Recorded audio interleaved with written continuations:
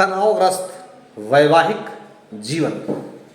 आधुनिक युग में जहां पर संयुक्त परिवार की परंपरा नाम मात्र की शेष रह गई है, वहीं पर पति पत्नी की आपसी संबंधों में भी दरार बढ़ती जा रही है।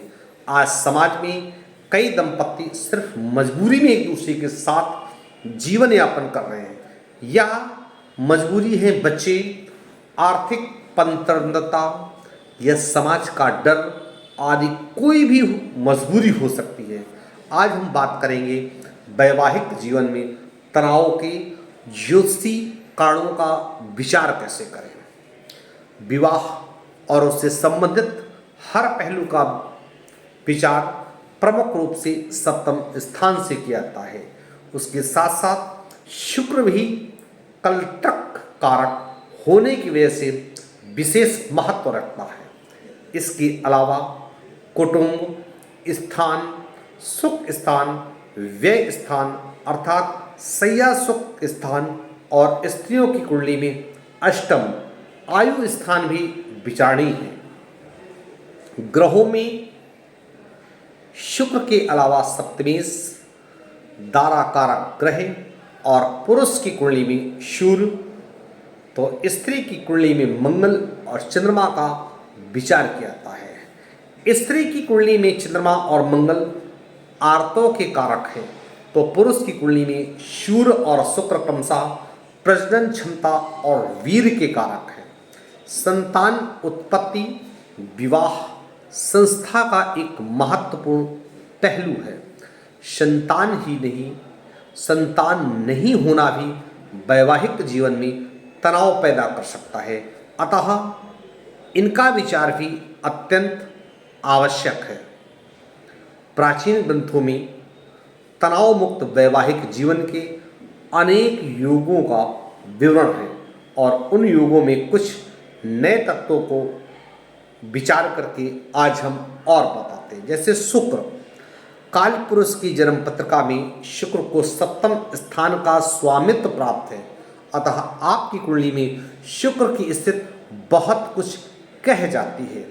पाप ग्रह युक्त या दृष्ट पाप मध्य या नीच राशि का शुक्र अशुभ फल देता है। लग्न और चंद्रमा में दोनों अधिक बलवान हों तो उसके साथ शुक्र की खड़ासकट स्थिति वैवाहिक जीवन में न्यूनतम लाती है। शुक्र शनि मंगल राहु और केतु से दूषित होता ही है, परंतु शुक्र चंद्र युति भी अन्य अशुभ योग के साथ हो तो अशुभ फलदायी होती है। शुक्र और चंद्रमा दोनों ही जल तत्व के ग्रह हैं।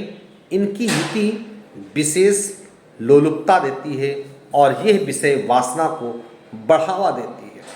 शुक्र के पास जब चंद्रमा हो तो वो क्षीण हो जाता है और वह अशुभ परिणाम देने में अग्रसर हो जाता है। सूर्य और शुक्र एक दूसरे से ज़्यादा दूर नहीं जा सकते हैं, अतः शुक्र के साथ चंद्रमा का होना मतलब यानी कि चंद्रमा सूर्य के पास है, अतः चंद्रमा क्षीण होगा। शुक्र सूर्य और चंद्रमा के बीच हो तो वैवाहिक जीवन के लिए अशुभ परिणाम कारी होता है। शुक्र राहु या शुक्र मंगल और एक राहु की युति भी विवाह के पश्चात बाहरी कारणों से या बाहरी संबंधों को बढ़ावा देता है। फलस्वरूप आपके वैवाहिक जीवन के सुख को तहस नहस हो जाता है। शुक्र और मंगल की युति प्रतियुति केंद्र योग का नवांश में परिवर्तन, शुक्र के नवांश में मंगल और मंगल के नवांश में शुक्र का परिवर्तन होना वैवाहिक जीवन को दुखी करता है। शुक्र मंगल के उपयुक्त योगों में मंगल गुरु भी शामिल है, क्योंकि गुरु मंगल के संस्थापक परिणामों को बढ़ाता है।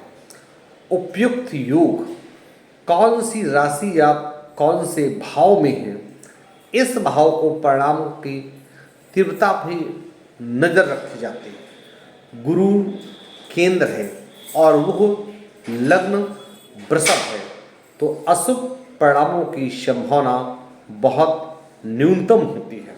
और यदि इसी तरह शुक्र वृष राशि से कुंभ राशि के रवान है तो सहचर के लिए साथ मतभेद होता है। और ऐसा इसलिए होता है क्योंकि शुक्र कृतिका नक्षत्र में होगा।